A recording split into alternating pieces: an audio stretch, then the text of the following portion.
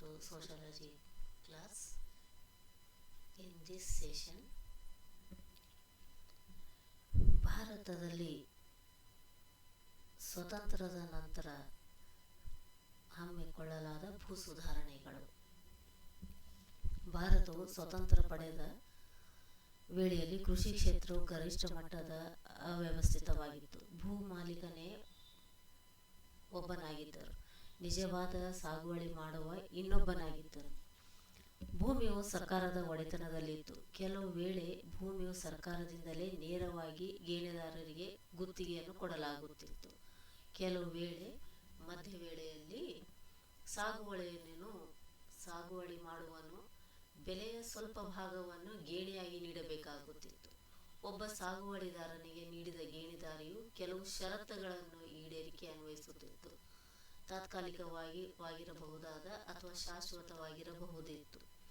ಜಮೀನ್ದಾರ ಪದ್ಧತಿ, ರೈತವಾರ ಪದ್ಧತಿ, ಮಹಲ್ದಾರ ಪದ್ಧತಿ ಈ ರೀತಿಯಾಗಿ ವ್ಯವಸ್ಥೆಯನ್ನು ಹೊಂದಿತ್ತು.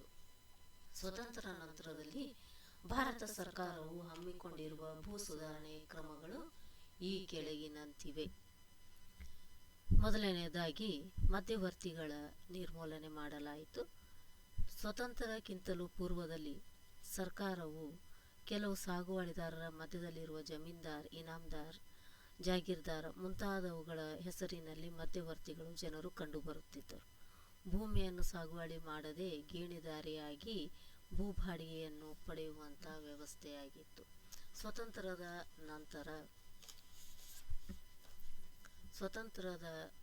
ನಂತರ ಜಮೀನ್ದಾರಿ ಪದ್ಧತಿಯು ನಿರ್ಮೂಲನೆಯಾಗಿ ಭಾರತ ಸರ್ಕಾರವು ಹಲವಾರು ಪರಿಣಾಮಕಾರಿಯಾದ ಕ್ರಮಗಳನ್ನು ಜಾರಿಗೊಳಿಸಲಾಯಿತು. ಈ ದಿಸೆಯಲ್ಲಿ ಪ್ರಥಮವಾಗಿ ಪಾಸು ಮಾಡಿದಂತಹ ಶಾಸನಗಳು ಅಥವಾ ಕಾಯ್ದೆಗಳು 1950ರಿಂದ 1960ರ ದಶಕದಲ್ಲಿ ಎಲ್ಲ ರಾಜ್ಯಗಳು ಮಧ್ಯವರ್ತಿಗಳ ಜನರ ನಿರ್ಮೂಲನೆಯ ಕಾಯ್ದೆಯನ್ನು ಅನುಷ್ಠಾನಕ್ಕೆ ತರಲಾಯಿತು. ಎಲ್ಲ ರಾಜ್ಯಗಳು ಶಾಸನಗಳಲ್ಲಿ ಸಾಮಾನ್ಯವಾಗಿ 2 ಅಂಶಗಳನ್ನು ಕಂಡುಬಂದವು. ಮೊದಲನೆಯದಾಗಿ, ಜನರು ತಮ್ಮ ಸರ್ಕಾರದ ಮಧ್ಯದಲ್ಲಿರುವ ಮಧ್ಯವರ್ತಿಗಳನ್ನು ಜನರನ್ನು ನಿರ್ಮೂಲನೆ ಮಾಡುವುದು ಮತ್ತು ಭೂಮಾಲೀಕರ ಸೂಕ್ತವಾದ ಪರಿಹಾರ ಧನವನ್ನು ಒದಗಿಸುವುದು. ನಂತರ ಈ ಎರಡನೆಯ ಹಂತವಾದಂಥ ಗೇಣಿದಾರಿ ಸುಧಾರಣೆಗಳನ್ನು ಸಾಗುವಳಿ ಮಾಡುವ ಸಲುವಾಗಿ ಭೂ ಮಾಲೀಕರಿಂದ ಭೂಮಿಯನ್ನು ಪಡೆದುಕೊಂಡಿರುವಂಥ ಗೇಣಿದಾರರೆಂದು ಕರೆಯಲಾಗುತ್ತಿತ್ತು. ಇವರು ಪ್ರತಿ ವರ್ಷವೂ ಭೂಮಾಲೀಕನಿಗೆ ಕೊಡುವ ಬಾಡಿಗೆ ಅಥವಾ ಪಾಲವನ್ನು ಗೇಣಿ ಎಂದು ಕರೆಯಲಾಗುತ್ತಿತ್ತು.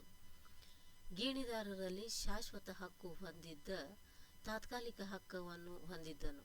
ಇದರಿಂದಾಗಿ ಅನೇಕ ಸಮಸ್ಯೆಗಳು ಉದ್ಭವವಾಗುತ್ತಿತ್ತು.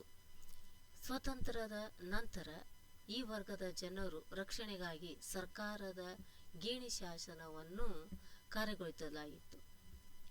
1950ರ ನಂತರ ಎಲ್ಲ ರಾಜ್ಯ ಸರ್ಕಾರಗಳು ಗೇಣಿ ಕಾನೂನನ್ನು ಪಾಸು ಮಾಡಿದವು. ಮೊದಲನೆಯ ಪಂಚವಾರ್ಷಿಕ ಯೋಜನೆಯಲ್ಲಿ ಗೇಣಿ ಸುಧಾರಣೆಯನ್ನು ಕುರಿತು ಕೆಲವು ಮಹತ್ವದ ಶಿಫಾರಸು ಮಾಡಲಾಯಿತು. ಅವುಗಳೆಂದರೆ, ಭೂಮಾಲೀಕರಿಗೆ ಅತಿ ಕಡಿಮೆ ಪ್ರಮಾಣದ ಭೂಮಿಯನ್ನು ಸ್ವಂತ ಸಾಗುವಳಿಯಾಗಿ ಬಿಟ್ಟುಕೊಟ್ಟು ಉಳಿದ ಭೂಮಿಯನ್ನು ಮಾಲೀಕತ್ವವನ್ನು ಗೇಣಿದಾರರಿಗೆ ನೀಡುವುದು ಹಾಗೂ ಸ್ವಂತ ಸಾಗುವಳಿ ಮಾಡುವ ಭೂಮಾಲೀಕರು ಮಾತ್ರ ಭೂಮಿಯನ್ನು ಹೊಂದಿರಬೇಕು. ನಂತರ ಸಾಗುವಳಿ ಮಾಡುವ ಭೂಮಿಯು ಬೆಲೆಯನ್ನು ನಿರ್ಧರಿಸುವ ಅಧಿಕಾರವು ಸರ್ಕಾರಕ್ಕಿರಬೇಕು. ಭೂಮಿಯ ಬೆಲೆಯನ್ನು ಸುಲಭ ಕಂತುಗಳಲ್ಲಿ ಗೇಣಿದಾರರಿಂದ ಪಡೆಯುವುದು ಈ ಮುಂತಾದವುಗಳ ಗೇಣಿ ಶಾಸನದ ಪ್ರಮುಖ ಉದ್ದೇಶಗಳಾಗಿದ್ದವು. ನಂತರ ಭೂಬಾಡಿಗೆಯ ಸುಧಾರಣೆಗಳನ್ನು ಸ್ವತಂತ್ರಕ್ಕಿಂತ ಮುಂಚಿತವಾಗಿ ಗೇಣಿದಾರರು ಭೂಮಾಲೀಕತ್ವ 50ರಿಂದ 70% ಗೇಣಿ ಅಥವಾ ಭೂಬಾಡಿಗೆಯನ್ನು ಕೊಡುತ್ತಿದ್ದರು. ಇದರಿಂದಾಗಿ ಅನೇಕ ಸಮಸ್ಯೆಗಳು ಉಂಟಾಗಿದ್ದವು. ಸ್ವಾತಂತ್ರ್ಯದ ನಂತರ ಪಂಚವಾರ್ಷಿಕ ಯೋಜನೆಗಳಲ್ಲಿ ಗಂಭೀರವಾಗಿ ಈ ಸಮಸ್ಯೆಗಳನ್ನು ಪರಿಗಣಿಸಿ ನಂತರ ರಾಜ್ಯದಲ್ಲಿ ಎಲ್ಲ ರಾಜ್ಯದ ಸರ್ಕಾರಗಳು ತಮ್ಮ ಅನುಕೂಲಕ್ಕೆ ತಕ್ಕಂತೆ ಗೇಣಿಯನ್ನು ನಿರ್ಧರಿಸಲಾಯಿತು. ಉದಾಹರಣೆಗೆ, ಕೇರಳದ ಗನಿಷ್ಠ ಗೇಣಿಯು 1/4 ಅಂಶವಾದ ಅಥವಾ 1ರಿಂದ 2ವರೆಗೆ ಇಳಿಯಿತು. ಮಹಾರಾಷ್ಟ್ರದ ಗುಜರಾತ್, ರಾಜಸ್ಥಾನ ಒಟ್ಟು ಉತ್ಪಾದನೆಯ 1/6 ಗೇಣಿಯನ್ನು ಕೊಡಲಾಗುತ್ತಿತ್ತು. ಆಸಾಮ, ಮೈಸೂರು ಮುಂತಾದ ರಾಜ್ಯಗಳು ಗೇಣಿಗಳನ್ನು 1/4ರಿಂದ 1/5 ನಿರ್ಧರಿಸಲಾಯಿತು.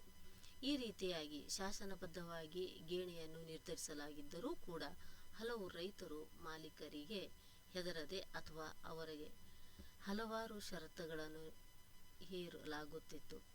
ಇದನ್ನು ಶಾಸನಬದ್ಧವಾಗಿ ಸ್ವಲ್ಪ ಪ್ರಮಾಣವನ್ನು ಕಡಿಮೆಯನ್ನು ಮಾಡಲಾಯಿತು. ನೆಕ್ಸ್ಟ್, ಭೂ ಒಡೆತನದ ಹಕ್ಕು. ಸಾಗುವಳಿ ಮಾಡುವವನೇ ಗೇಣಿದಾರಾಗಿ ಭೂಮಿಯ ಒಡೆಯನಾಗಿ ನೀಡುವುದು ಸರ್ಕಾರದ ಮತ್ತೊಂದು ಮಹತ್ವ ಉದ್ದೇಶವಾಗಿತ್ತು. ಗೇಣಿದಾರರು ಸರ್ಕಾರದಿಂದ ನೇರವಾಗಿ ಸಂಪರ್ಕವನ್ನು ಹೊಂದಿ ಬೆಳೆಸಿಕೊಂಡು 2 ಮಹತ್ವದ ವಿಧಾನಗಳನ್ನು ಜಾರಿಗೆ ತರಲಾಯಿತು.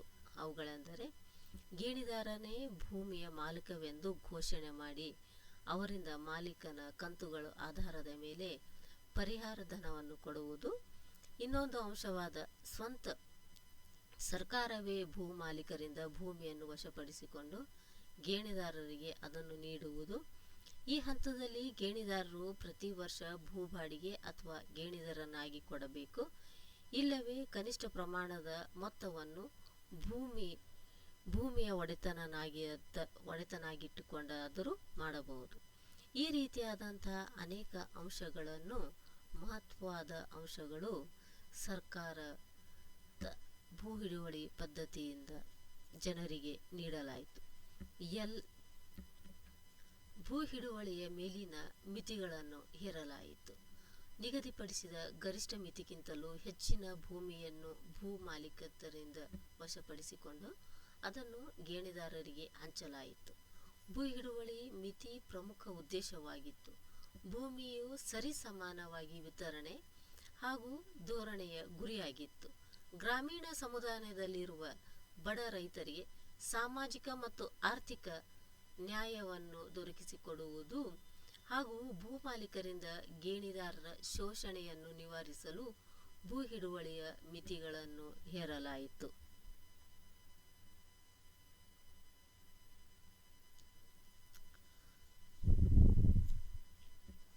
ಹಾಗೂ ಜುಲೈ 23, 1972ರಲ್ಲಿ ಜರುಗಿದ ಪ್ರಮುಖ ಅಂಶಗಳನ್ನು ಈ ಕೆಳಗಿನಂತೆ ಇವೆ. ಚಹಾ, ಕಾಫಿ, ರಬ್ಬರ್, ತೋಟಗಾರಿಕೆ ಭೂಮಿಯ ಮೇಲಿನ ಯಾವುದೇ ಮಿತಿಯನ್ನು ವಿಧಿಸಕೂಡದು. ಭೂದಾನ, ಬ್ಯಾಂಕ್, ಸಹಕಾರಿ ಬ್ಯಾಂಕ್, ರಾಷ್ಟ್ರೀಕೃತ ಬ್ಯಾಂಕ್ಗಳು, ಕೇಂದ್ರ ಮತ್ತು ರಾಜ್ಯ ಸರ್ಕಾರಗಳು ಮತ್ತು ಖಾಸಗಿ ಆಡಳಿತ ಘಟಕಗಳು ಹೊಂದಿರುವ ಆಸ್ತಿಯನ್ನು ಭೂಮಿಯ ಮೇಲಿನ ಮಿತಿಯನ್ನು ವಿಧಿಸಬಾರದು. ಹಾಗೂ ಶೈಕ್ಷಣಿಕ ಸಂಸ್ಥೆಗಳು ಮತ್ತು ಸಂಶೋಧನಾ ಕೇಂದ್ರಗಳನ್ನು ಹೊಂದಿರುವ ಭೂಮಿಯ ಭೂ ಹಿಡುವಳಿ ಮಿತಿಯು ವ್ಯಾಪ್ತಿಯನ್ನು ಹೇರಲಾರದು. ಖಾಸಗಿ ಟ್ರಸ್ಟ್ಗಳು ಹೊಂದಿರುವ ಭೂಮಿ ಹಿಡುವಳಿಗಳನ್ನು ಮಿತಿ ಒಳಪಡಬೇಕು ಮುಂತಾದ ಅಂಶಗಳನ್ನು ಜಾರಿಗೊಳಿಸಲಾಗಿತ್ತು. ಎಲ್ಲ ರಾಜ್ಯ ಸರ್ಕಾರಗಳು ಮೇಲಿನ ಶಿಫಾರಸುಗಳನ್ನು ಒಪ್ಪಿಕೊಂಡು ಅದರಂತೆ ಭೂ ಹಿಡುವಳಿ ಮಿತಿಗಳನ್ನು ಅನುಷ್ಠಾನಕ್ಕೆ ತರಲಾಯಿತು. ಭೂ ಹಿಡುವಳಿ ಮಿತಿ ಕಾರ್ಯಾಚರಣೆ ಕುರಿತು ರಾಷ್ಟ್ರೀಯ ಕೃಷಿ ಸಮಿತಿಯು ಈ ಮೇಲಿನ ಶಿಫಾರಸುಗಳನ್ನು ದೃಢಪಡಿಸಲಾಯಿತು. ರಾಷ್ಟ್ರೀಯ ಮಾರ್ಗದರ್ಶಕ ನಿಯಮಗಳನ್ನು ಕಾರ್ಯಾಚರಣೆಗೆ ತಂದರೂ ಕೂಡ ಭೂ ಮಾಲೀಕರು ಉದ್ದೇಶಪೂರ್ವಕವಾಗಿ ಜಮೀನಿನ ವರ್ಗಾವಣೆ, ಹಂಚಿಕೆ, ಮಾರಾಟ, ದಾನ ಮುಂತಾದ ಚಟುವಟಿಕೆಗಳಲ್ಲಿ ತೊಡಗಲಾಗಿತ್ತು. ಇವೆಲ್ಲವನ್ನು ಸ್ವಾತಂತ್ರ್ಯದ ನಂತರ ಭೂ ಸುಧಾರಣೆಗಳನ್ನು ಮಾಡಲಾಯಿತು.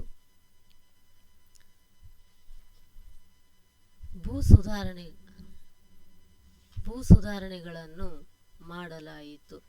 ನಂತರ